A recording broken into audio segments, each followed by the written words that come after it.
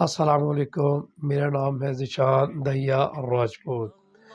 میری بہنوں اور میرے بھائیوں، آج میں جس موضوع پہ بات کروں گا وہ آپ کے لیے بہت زیادہ اہم ہے۔ جی ہاں، آج میں آپ کو بتاؤں گا کہ نظر بد اور طبعی بیماری میں ہم کیسے فرق کر سکتے ہیں۔ آپ کو کیسے پتہ چلے کہ ہمارا پیارا جو بیمار ہوا ہے وہ نظر بد کی وجہ سے بیمار ہے یا ویسے ہی کوئی طبعی بیماری میں بیمار ہے۔ تو طبعی بیماری میں جو بھی کوئی متاثرہ بچہ ہے یا کوئی بڑا ہے بیمار ہوگا، تو جب آپ اس کی میڈیسن وغیرہ لیں گے تو انشاءاللہ اللہ کے فضل سے وہ بندہ ٹھیک ہو جاتا ہے۔ لیکن جو نظر بد کی وجہ سے بیمار ہوگا تو آپ کے دیکھنے میں آیا ہوگا کہ جب آپ اس کی میڈیسن کرتے ہیں تو میڈیسن اس پہ اثر نہیں کرتی۔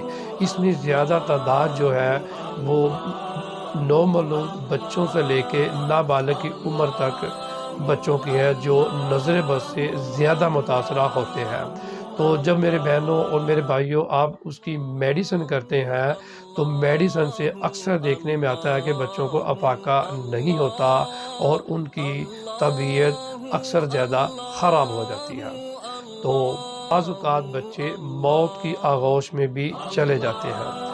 تو میرے مشاہدے میں ہے کہ جب آپ میڈیسن کے ساتھ روحانی ٹریٹمنٹ بھی کروائیں گے تو اللہ کے فضل سے آپ کا جو بچہ جو نظر بد کی وجہ سے بیمار ہوا ہے تو اللہ کے فضل سے جب آپ دونوں چیزیں کریں گے، روحانی دم بھی اور میڈیسن بھی، تو انشاءاللہ وہ جلد صحت یاب ہو جائے گا۔